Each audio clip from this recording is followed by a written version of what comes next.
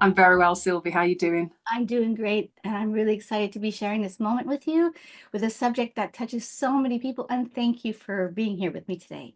We're gonna, Thank you so much for inviting. well, you know what? Before we just jump in, please tell us a little bit about yourself and share with us today what we're going to be discussing.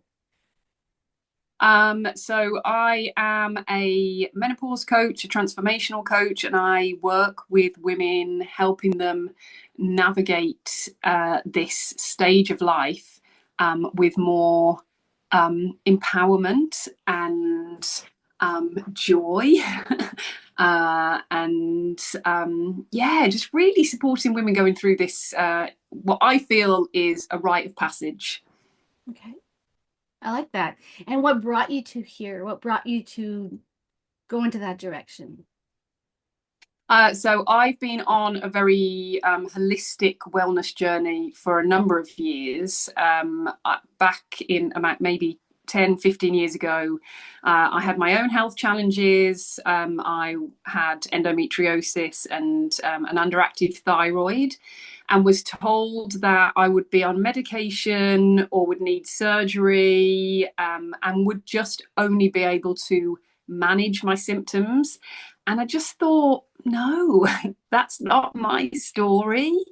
And it took me down this whole, and I don't even want to say healing, but journey back to myself to come back into alignment. And I have now, my thyroid is back to normal. I don't have debilitating periods anymore. And I feel like I've got this deeper connection and reverence to the body and the way that it can support itself when you give it the space and the tools and you really truly listen. So then I kind of, because of that, when I started going through perimenopause, and I didn't even know what was happening at the time, given everything that I knew about women's bodies and cyclical living. I didn't even know what was going on. And so that was another rabbit hole into this whole world of um, different symptoms and different ways you can support yourself, and even further, the deep conditioning and programming that we experience as women, and especially when we go through this period of life. And I just thought, this is my mission, to be here to help women navigate. So, There's a lot of misconception. Just speaking from my experience going through premenopause, it was pretty good. I didn't have any complaints, so I felt really lucky and fortunate. And the minute that menopause hit, everything started turning. I'm like, what's going on? And yeah, misconception and misleading. And then it's just I went through medical scares myself where I was kind of guided in one direction, fearing cancer and fearing all that until more tests were passed. And then finally I was like, no, you're good, except, but there's so much we don't know. mhm. There is so we could read, but there's just so much you have to go through it, I think, to really kind of say, oh, this is what it's all about now, right? Like so much to lose in that sense. What to you is your biggest misconception that we are not aware of that's out there? I think that it starts sooner than you think. So I feel like we've got these stages. You've just said premenopause. So this is when we have regular cycles based on what's usual for you, what your regular cycles are. Then we go through a stage before we go into menopause where we stop bleeding, and that's called perimenopause. And that journey could be 10 years. You could be in perimenopause where your cycles are changing and fluctuating and your hormones are all over the place for a decade. I mean, it's a long time, and I think it can start sooner than you think. So it could be um, mid to late 30s that you could start going through that change, that transition, and it could last a decade. And that there are way more symptoms than just hot flushes and night sweats. So, yeah, I think that's a big misconception, that we don't think about it until we think, oh, I'm late 40s, 50s, and you just go in it and then you're through it and that's it. But there's a lot more to it. I felt like I was thrown under a bus, to be very honest with you. Um, Yeah, yeah. and I'm sure I'm not alone. I think it's all of a sudden it can hit you and you think you're starting now, but it actually started. And I was reading and it could start, like you said, in your early 30s or mid 30s, where it's slowly but surely, but we don't grasp that. We think we're tired. We blame it on work. We can blame it on having young children, and we can think all these things until the symptoms that maybe we aren't aware of. I mean, we hear about this, like you mentioned, the night sweats, the moodiness, and whatnot. What are some of the signs that you can say, oh my God, I had no idea, so that the listeners will say, I'll take a closer look at that? So something that surprised me was depression. So if you have experienced depression in your pre-cycle, your usual cycle, this is something that can really exacerbate during perimenopause. Anxiety, Mhm. brain fog. Again, you think that's something that happens much later. Uh, Changes to your skin, so itchy, dry skin. Your body odor can change. You can start to really smell. You can get this weight gain around the middle. I think that's a big sign. Yeah. And digestive issues, your periods can change. They can become lighter. They can be much heavier. I mean, there are dry, itchy eyes. Your hair can change. There's just so much that we don't even. You wouldn't think, yeah, that's a sign. I had no idea digestive issues was one of them, though. I'll be honest. I'd read a lot Yeah. of things, but that one is one that I didn't know. Yeah, everything in the body can be affected because we have estrogen receptive cells in all parts of the body, in all the cells, and it affects all the functions. So there's a lot, and that's just estrogen, and then you have progesterone, so your sleep can be affected. There's testosterone. You might find that your libido has started to change. And one that's not known, but your confidence. You don't feel confident in the decisions that you're making. So testosterone can affect that. Wow. You see that I felt a shift in the past years. I'm like, what's going on with me? How come I'm not coming out as confident as I am? Why do I feel kind of wow, you see again, I didn't know that.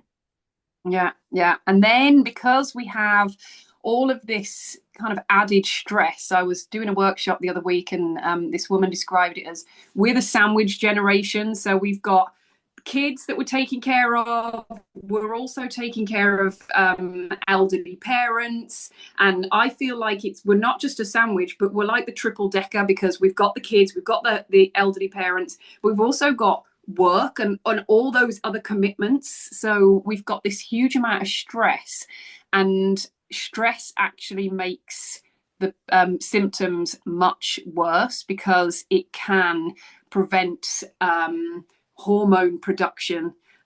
So yeah, stress is just, if you've got a lot of stress in your life, it's going to make those symptoms so much worse. Yeah, it is. And it's that spiral that we just go into. Yeah. And a lack of sleep. So you put all that Yeah. together and then you don't sleep very well and you're waking up going Yeah. every hour or whatnot. Already just being tired is hard enough in one day to get everything done. So add that on top of it. How about sleep? Have you, like, I'm sure you've come across a lot of ladies who are struggling with that. Any Yeah. tips? So, I mean, reduce stress for one. I mean, I know that's really easy to say, but if you, because of the our cortisol, this is basically our yes, it's our stress hormone, but it's also our wake up hormone. And so when we're in we're putting a lot of stress on the body. It's that cortisol doesn't turn off when it's meant to, and so we have that 3 a.m. wake up call because the cortisol has just gone boop and we're awake. So if you can do things that are going to help reduce that stress, so yoga is a great place to start. Doing different, so moving your body every day really helps to reduce the stress hormone in the body.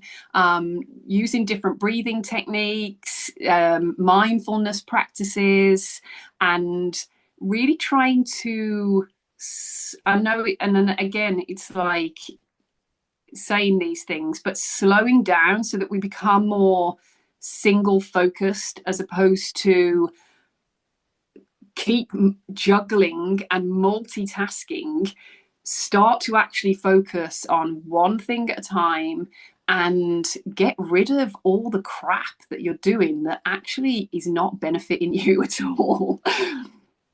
Yeah, drop the wine, drop a lot of The the wine eating doesn't it. help, but Yeah. yeah. Caffeine, unfortunately, and we use that. We use the caffeine to get us through the day, and then we use the wine to get us through the evening and to try and help us sleep. So there are so many things. I mean, there's lots of like mushroom coffee that's coming out that you can try. I mean, just looking into the different mushrooms that we can take to bring into we talk I think Yeah, we had that conversation before, that's didn't we, right. about the mushrooms, getting in reishi and lion's mane, and there are a couple of different other ones, I think it's turkey tail, but they all really support the body. Ashwagandha, there's lots of different supplements you can take. Ashwagandha I find really helpful for reducing those anxious feelings and to give me more energy during the day. So there's so much we can do, but it's just starting slow and small and little changes as opposed to I've got to change absolutely everything now. Just come back into the body, bring your awareness back to your breath, Mhm. take a moment to center yourself, and then take aligned action from there. I think is the best place to start. Just really come back to yourself and listen to your intuition, because your body's talking to you all the time and it will tell you. And this is the way mine talks to me. It'll just say oranges or mushrooms. I mean, it really is like that. And I'm like, oh, okay, what is that? And I just I love take that. those little actionable steps. I love that. Yeah, I know if we listen, sometimes we're so busy that we don't hear the outside, like the outside keeps us from hearing the inside voices. If you were to say an Yeah. ideal routine, what would you say like would be the best thing for women who are struggling? You wake up, and what would be an ideal day for you to help relieve? Um, Wake up and start with 1 minute of stillness. So I like to roll my pillow up and I sit there and I set my timer for 1 minute, and I do something called a counting meditation where I count one on the inhale, two on the exhale, and I do that for 1 minute. Start there so that you can start with a sense of stillness as opposed to you wake up and you're straight on the phone and you're checking your emails, or you've already got this external stimulus that has got you anxious. So start with a stillness practice. Maybe even I like to move my body and just put some music on and dance around so that you shift that energy from one of stress, I gotta get the kids ready, I've got to get to work, blah blah blah blah. Can you bring in a little bit of I playfulness like that. into your morning, to start with, because that's really going to shift Really. your energy, I think. Yeah. So start with those, I think. Protein, get protein uh, in your breakfast, because that I find really helps stabilize the blood sugar. I'm not a nutritionist, but this is just what I've personally found.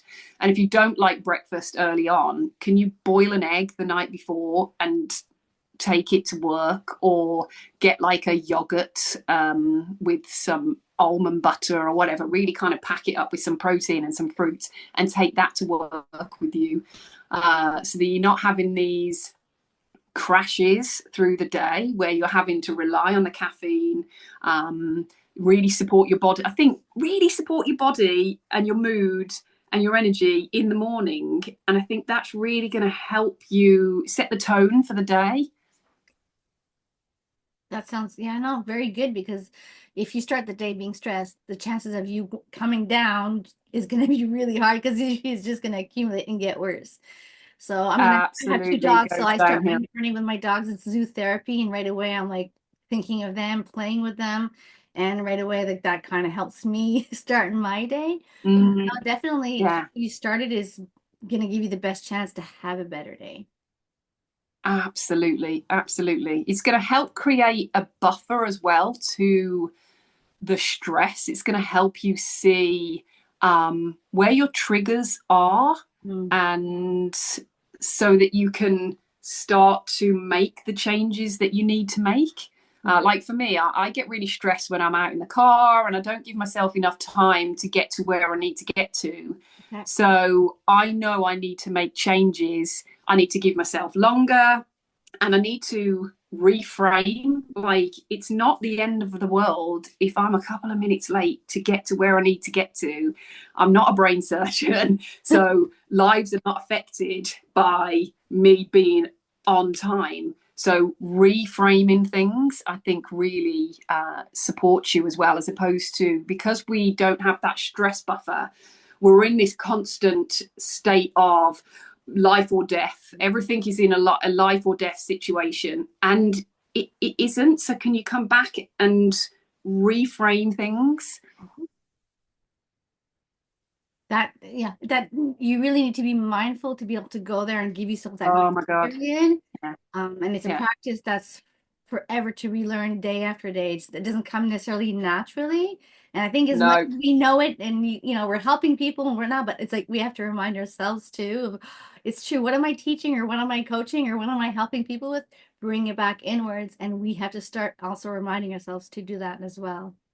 absolutely. And I think that's key to remind people as well, that I'm 10 years into a meditation practice and I still have to guide myself. I still have to bring myself onto the cushion. I still have to keep calling myself back and make it a regular thing and do all of these things, because and only you can do that. Only you can do that. And it will be a daily practice. But it's a devotional practice. It's a practice because you deeply love and honor yourself. And I think that is where a lot of what I like to help women through, because like I was just saying, it's not about the symptoms. The symptoms are signals, Mhm. and they're teaching you where you're going against the grain of They're a cry for help. They're like, of hello. Yeah. yeah, exactly. They're trying to teach you something about, where am I overstepping my own boundaries? Where am I not listening to my intuition? Where am I not saying no and pushing through anyway? So I believe there is signal to something deeper, that we can address beyond the symptoms and the hormones. Absolutely. And if I'll just use myself an example. I I'm 55 now, and going into menopause, I have a big family, I had a lot of responsibilities, and then having this fear come into my life and having to check in with my own self, I had to revisit my life, revisit who I was before, because there's that grieving period. That period is like, who's that Mm. woman that was thinner? Who's that woman that was felt sexy and felt like, powerful and there's a lot of things that we have to accept and say we're resisting. I know I was resisting. I'm like, no, like my skin is going to change. Everything is just happening. And I'm thinking I'm going on vacation. I'm like, I can't wear bathing. Like there's all these things that go through, and then there's that desire. As you know, the list goes pretty long. Having to grieve that woman and having to accept the new one that's taking shape, I had to like revisit my life and say, okay, wait a second. I'm changing. It's going to affect people around me, but I can't help it. What's your experience when you're coaching these women? What's the biggest struggle? Because I know that I'm still grieving the woman that I was. Yeah, yeah. And I think that's it. We get to this time in life where we're no longer, I think societal pressures say that because we're out of the reproductive years, we're no longer valuable, and that we're on a decline, Yeah. and that it's all downhill from here, and there's nothing to look forward to. And it gets you questioning, like you say, who am I? I've given, especially if you've given everything to everybody else for all this time, you realize you might not, you're having relationship challenges, or maybe you're in a job that you don't enjoy. The kids may have grown up and they've gone, so there's this huge void, and you're faced with yourself and that mortality. I'm not going to live forever. Mhm. And who the bloody hell am I don't know who I am outside of all of these things. And I think that just smacks you in the face Oh yeah, at this time. big time. And we really have to, this is the perfect time. I mean, before actually is the perfect time, but if you're here, then this is the perfect time to start being with yourself, loving yourself, understanding yourself, Mhm. putting your needs first, and redefining your vision of the next stage in your life, because it's not the end. For me, I think it's the beginning. It's an absolute reclamation of you and who you are. And I think it's an empowering time, but it's not sold that way. It's sold that you're on your way out. Yep. Move over and go quietly as well. Don't make any noise and Stay. just sit down. But actually, yeah, this is wise woman era. This is oracle era. This is like, I feel like it's an incredible, incredible moment for women when we can release the old conditioning and the old patterns, and we realize how powerful and how wise, how much we have to offer beyond motherhood and reproducing. There's so much that we offer. So, yeah. I do think it's like almost like a rebirth where we've Yeah. done a lot. We've thought of, you have to put your children first to a certain extent. You have to like, and Mm-hmm. then at one point I said, okay, when you get to this point, well, who am I? The kids need you, but not as much. And all of a sudden you're left with yourself. And then I think I love the way you said it's an amazing new beginning because we don't see it that way.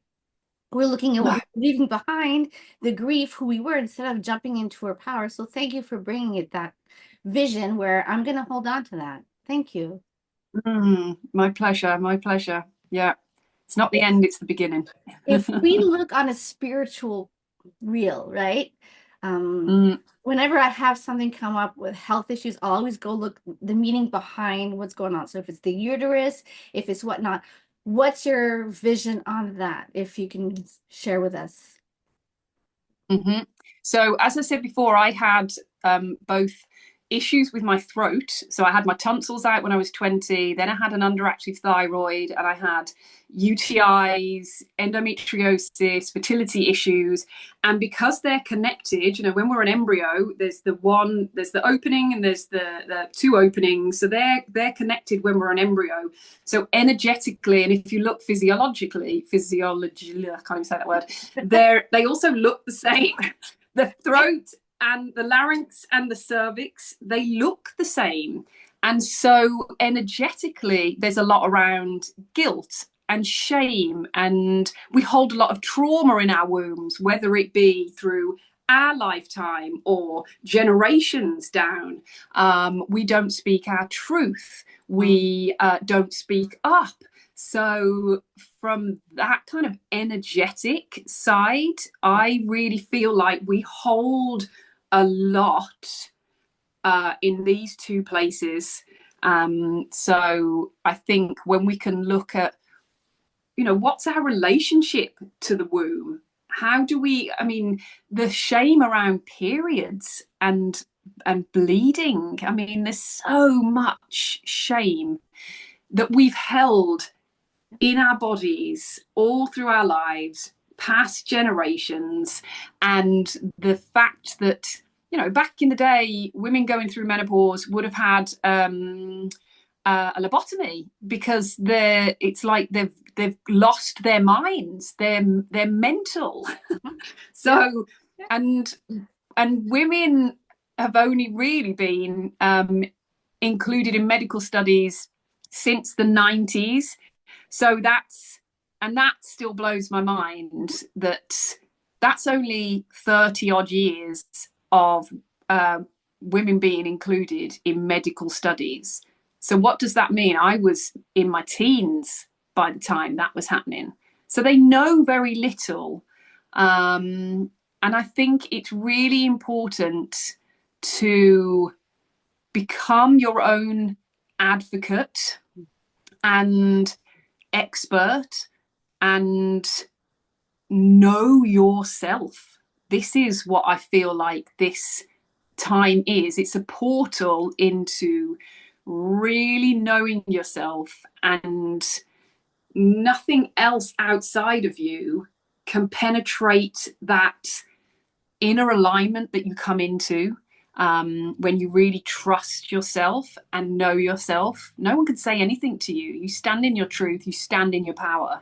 Mm-hmm. Yeah, because the truth, there's always different truths, right? But then when there's one truth, when we're aligning Yeah, with ourselves, and at the end of the day, that's what yeah, matters.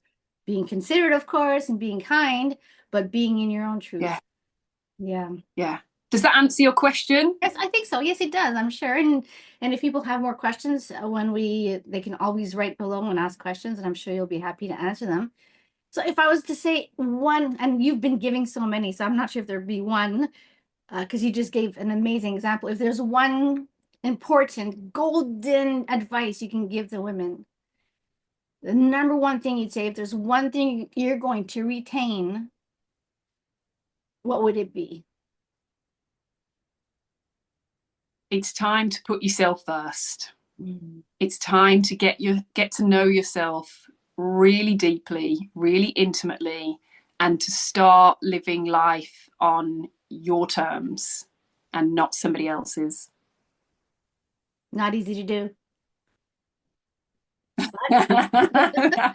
You know, That's it. Well, it's illness comes from not being well, right? So we have to prevent from not, I remember hearing something once and they said, oh, they're talking about obituaries and how they're reading everybody's obituary. And they said, oh, this woman, 47 years old, we never heard her complain any time in her lifetime. She never argued with anybody. She died of cancer at 47. One gentleman was working in a hospital, even though he had cancer, and he kept giving. At the end of the day, I don't want to be remembered for someone that was just self-sacrificing. I want to be remembered as kind, but how much do we have to give to the point that we're going to lose our health? At one point, yeah, that's where you come in and say, think about yourself, give yourself that grace, give yourself that understanding, that forgiveness, that kindness that you would give to others and turn it inwards. yeah, yeah. But we've been raised like that as women, to people please, to self-sacrifice. And we've continued with that to the point where when we get to this stage, we can no longer do it. And so we have to make changes. It's important, not just for you now, but for your future self. Mhm. It's so important. Yeah, I think tiredness, at one point we become tired, and that's when you say, okay, something's Yeah, going to change. Oh, this was great. yeah. Thank you so much. I would like to ask you Oh, thank you. something exciting is coming up with you. You want to share Yeah. yes, your next steps here. Yeah, so I offer a group coaching program and use a kind of a methodology to help support women from a kind of deep, really holistic point of view that integrates mind, body, energy. And so, if anybody was interested in learning more on how I could support them through this process, I'm sure you can drop a link that they can come on a call with me. And Absolutely. I'd like to give a little PDF for some support that they can support themselves with as well. So we'll drop a little bit of freebie stuff as well. So That's amazing. Yes, we need those important insights and information. And of course, it doesn't replace any doctors, your suggestions from your practice and what you know as a coach, right? So we're just gonna make sure. And this is yeah, gonna be online, or it's gonna be online or in person, or do you offer both? online, yeah, online, yeah. I mean, absolutely. I mean, what you're saying, if you feel like there's anything unusual, you're not really sure what's going on, obviously always speak to your medical advisors. But I feel like beyond that, there's so much more we can do to help ourselves. And as you said, it's actually a new beginning, a rebirth. So let's try and focus on that instead of Yeah, grieving and get excited about becoming our authentic selves and celebrating life as older women. That's all. More experienced women there, we'll put it that way. absolutely, Becky, this was really insightful. Thank absolutely. you so much. We will put everything in the link below. Thank you, Sylvie. And I'm looking forward to getting the PDFs and speaking more to you about this. Thank you again, Becky. Amazing. Thanks, Sylvie. Have a lovely day. You too now. Bye.